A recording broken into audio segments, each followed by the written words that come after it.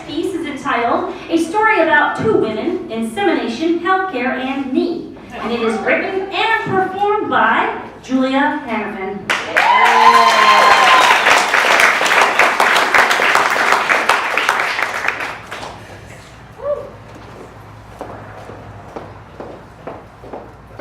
Can you hear me like this? Or should I get the mic? It's up to you, my darling. Can you hear me? Yeah. Great. I was born of petri dishes and turkey basters. I was born of waiting rooms and paper booklets you take home of men and their stats. College graduates, tall men, men with hobbies, men with thoughtful enough answers on why they wouldn't want to have babies themselves, but would give one to someone else. I was born of strong, anonymous sperm. I was born of sperm held in a vial within a nitrogen canister. When they gave it to my moms, they were instructed to put the vial in their bra to warm it up before insemination. I was born of genetically submissive sperm. His face didn't end up on mine. I look exactly like my mama Dawn. He was the perfect sperm donor because he gave my mom's daughters that looked exactly like themselves. He didn't exist, or at least he didn't seem to. I want to tell you the story of how I was born and then grew up, the older daughter of two mamas in Berkeley, California. But it's a long story that starts way before me. It starts with two women reaching a point in their lives when they were well cared for, when they could not only take care of each other, but have access to people who could take care of them as well. Doctors, healthcare, support for their bodies.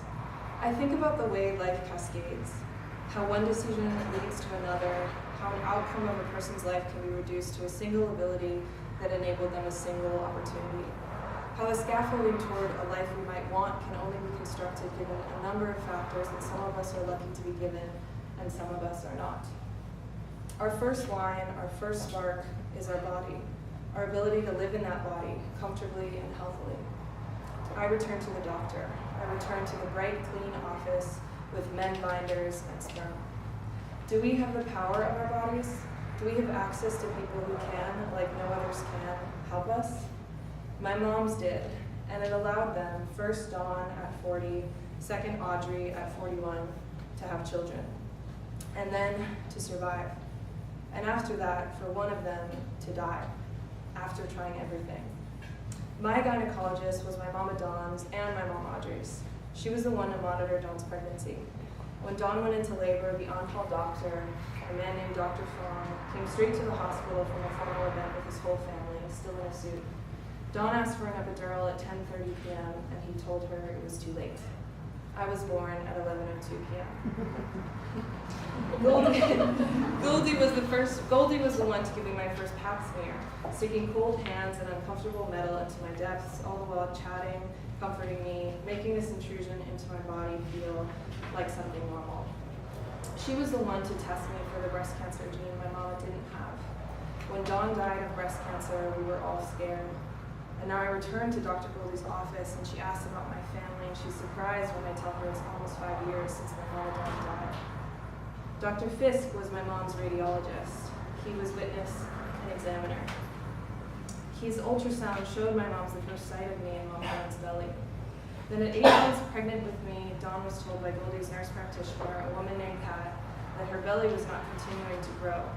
This was abnormal, a potential sign of trouble, something doctors call failure to thrive.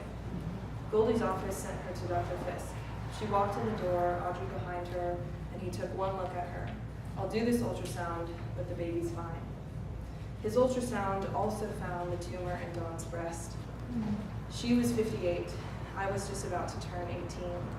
The mass grew fast and painful under her skin, and a mammogram would have hurt too much. So they chose an ultrasound. And the same man found something very different.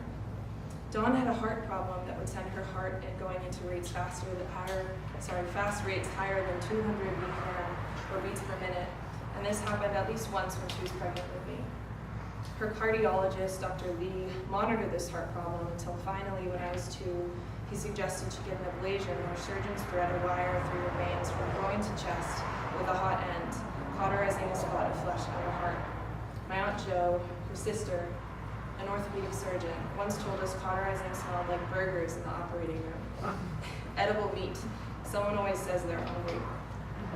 Dr. Fisk proved life could exist in my mom, attempted to keep her imperfect heart beating, reassured her her baby was fine, and found the foreign thing within her that would kill her. He was in those rooms. He has 2 daughters and one named Julia, where my mom's found my name. I think that I was lucky. It seems strange to say that because she died. She died and that was not lucky. It was horrible and sad and too early, and I felt for a long time that some larger force of our universe was trying to pluck the strong women from my life. My sister's longtime babysitter, whose unborn child hid the tumor in her breast. My aunt, who visited us twice a year and knew how to interpret dreams, survived breast cancer, but not lung. But I do feel lucky. Towards the end of October and the days leading up to Halloween, it will be 5 years since my mama Dawn died. I miss her, and the feeling of missing her will never totally go away. It's like a new bone, a new body part that I have to get used to. A space that feels whole and a space that yearns to be truly whole. But I'm no longer angry. I'm not angry because I know now how lucky we were. We were lucky to be able to pay Dawn's medical bills. We were lucky to get her top doctors, top care, and even top hospice workers, the grief counselor that stuck around after she died. We were lucky to have Dr. Goldie, nurse practitioner Pat, Dr. Fisk, Dr. Fong, and Dr. Lee. Dawn died on a clear night after a week of fog. She died in our home in the Berkeley Hills in a hospital bed that we had placed next to her real one. She died right after the 25th became the 26th.